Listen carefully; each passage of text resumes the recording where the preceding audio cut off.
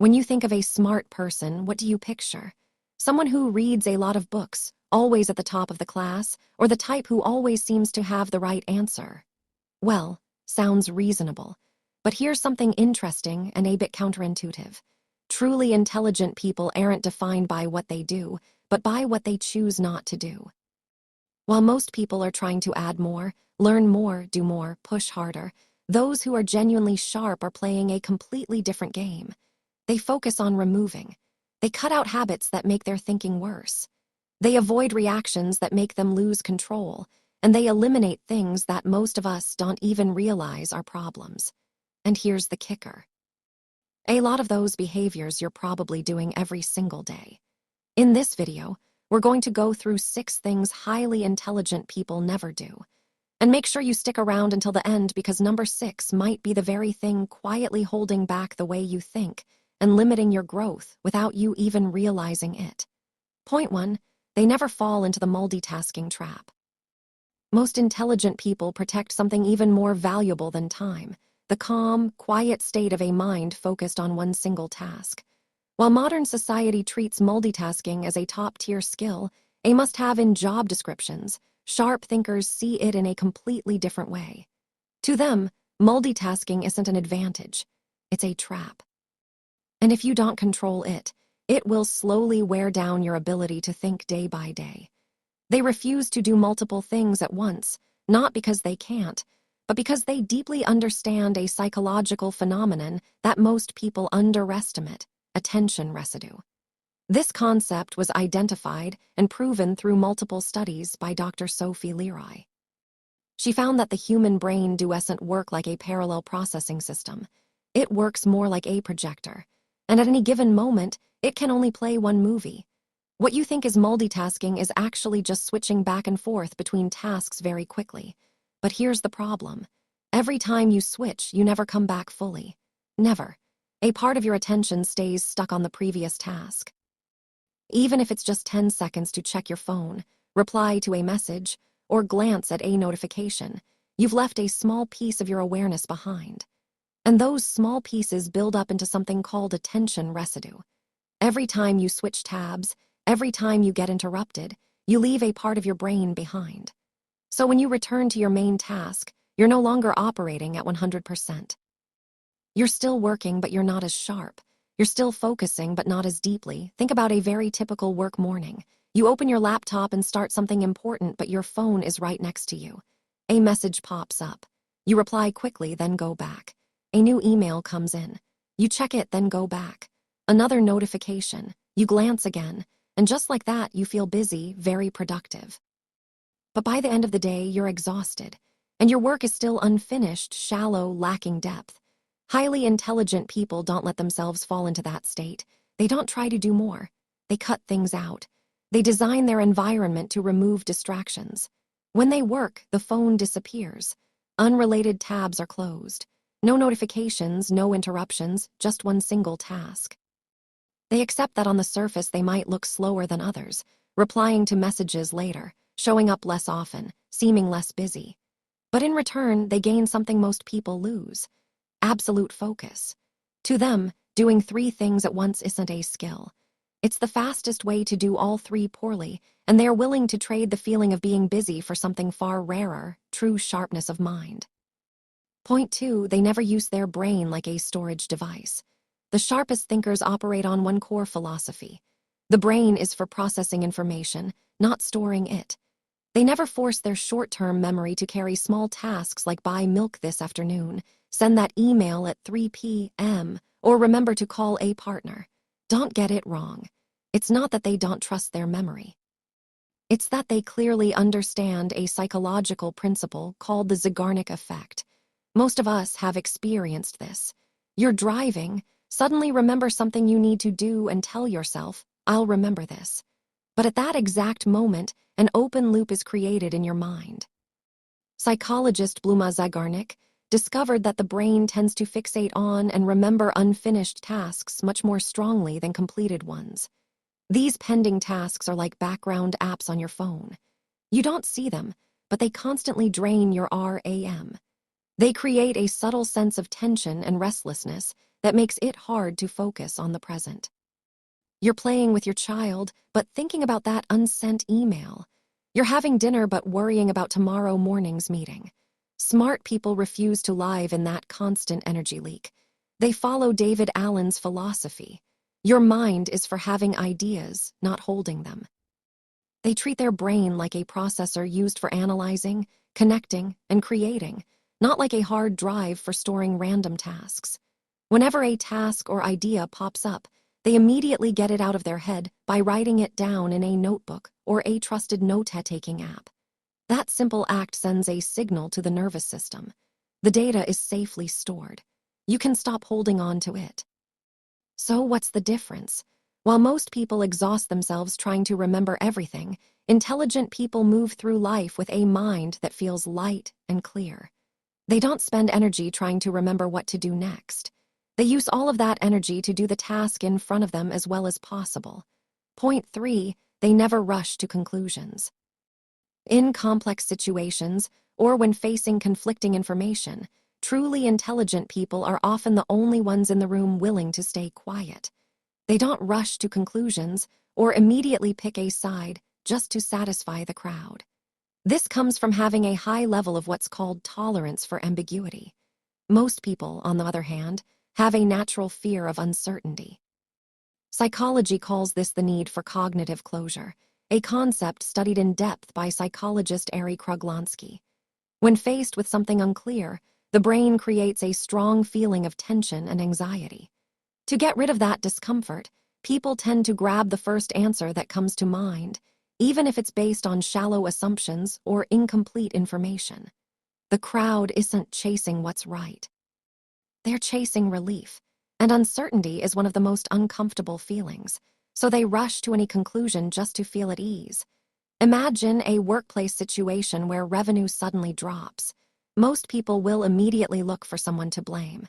Maybe the marketing team is weak, or the competition is too strong. Finding a reason right away makes them feel like the problem is under control. But intelligent people don't do that.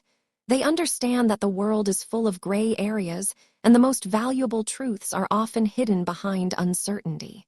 They are willing to let the problems sit unresolved. They gather more data, listen to different perspectives, and avoid labeling things as right or wrong too quickly. Nobel Prize-winning scientist Daniel Kahneman described this as the ability to hold back system 1 thinking fast emotional in order to activate system 2, thinking slow logical for them.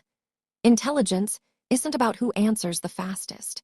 It's about who can stay calm in the middle of chaos without needing an immediate answer. They slow down to move in the right direction. They stay quiet to observe more deeply. That pause, what others might call indecisive, is actually where the smartest decisions are made.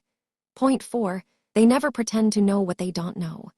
Pay close attention to this because it's one of the clearest lines between true intelligence and a fragile ego.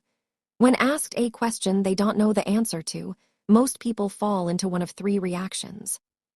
Making up something that sounds reasonable, giving a vague and empty response, or changing the subject. Why? Because deep down we're afraid of saying 3 simple words. I don't know. We tend to see a lack of knowledge as weakness, as a loss in front of others. But sharp thinkers do the exact opposite. They calmly and comfortably say, I'm not sure about that. I need to look into it before I can give you an answer. Why can they say that so easily? Because they understand a core truth. Pretending to be knowledgeable doesn't hide ignorance. It locks you into it. Acting like a know-it-all is like wearing armor that looks like confidence, but is actually made of paper. Intelligent people have a powerful trait called intellectual humility. Think of the mind like a glass of water. When you pretend to know everything, you're putting a lid on that glass. No new knowledge can get in. But when you're honest enough to say, I don't know, you open that lid. You turn gaps in your knowledge into open doors instead of walls. For them, not knowing isn't a threat to their ego.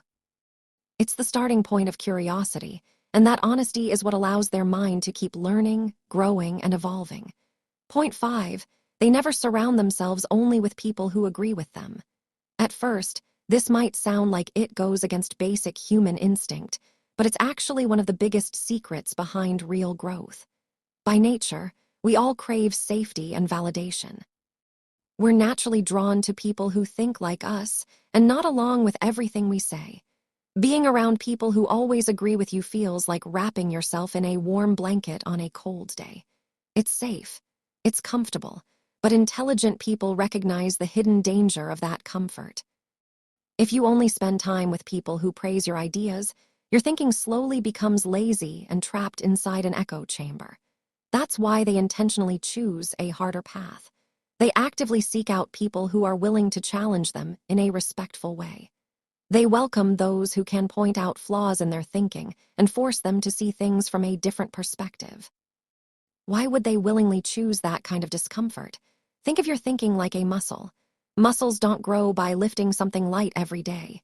They need resistance. They need to be pushed and stretched to rebuild stronger. In the same way, intelligence doesn't grow in a room full of nodding heads. It's sharpened through what you could call cognitive friction. Real growth happens when someone pushes you to defend your ideas, dig deeper, and sometimes completely tear down your old beliefs to rebuild better ones. Intelligent people don't see being proven wrong as a personal attack. Instead of getting defensive, they see it as a win because the moment they admit they're wrong, they've just removed a blind spot and upgraded their thinking to a sharper version. Point 6. They never consume information passively. This is probably the sweetest and most dangerous trap of the SD century, and it's quietly holding back millions of people without them even realizing it. Modern society encourages us to consume as much information as possible. Many people proudly say they read 50 books a year, listen to podcasts every day while driving, and spend hours watching videos about finance, business, or psychology on YouTube.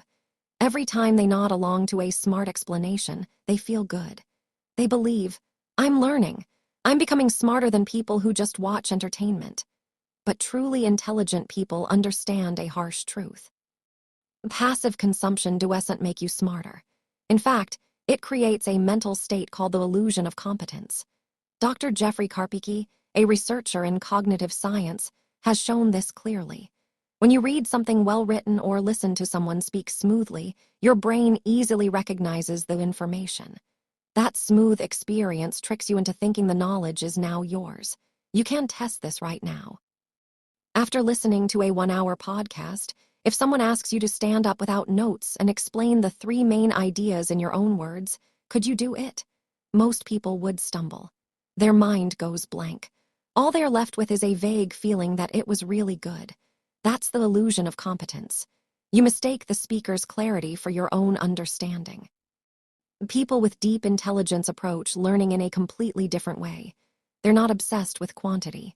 They might spend a whole month on just one book, but here's the difference. They don't just consume it, they wrestle with it. After finishing a chapter or learning a concept, they pause, they close the book, and they force their brain to work. They ask themselves, what did the author actually say? Can I apply this to my current work? Can I explain this to a 10-year-old in simple terms? That act of pulling information out of your mind and putting it into your own words, even if it's messy or difficult, is where real learning happens. Intelligence isn't built when you passively absorb information. It's created the moment you actively shape that information inside your own mind. So instead of mindlessly scrolling through hundreds of articles just to feel informed, intelligent people choose to break down and truly master a single idea. They don't want to be a storage box of data. They want to be the sharpest user of it. When you connect all 6 of these points, a very clear picture starts to appear. Exceptional intelligence isn't some natural gift that falls from the sky.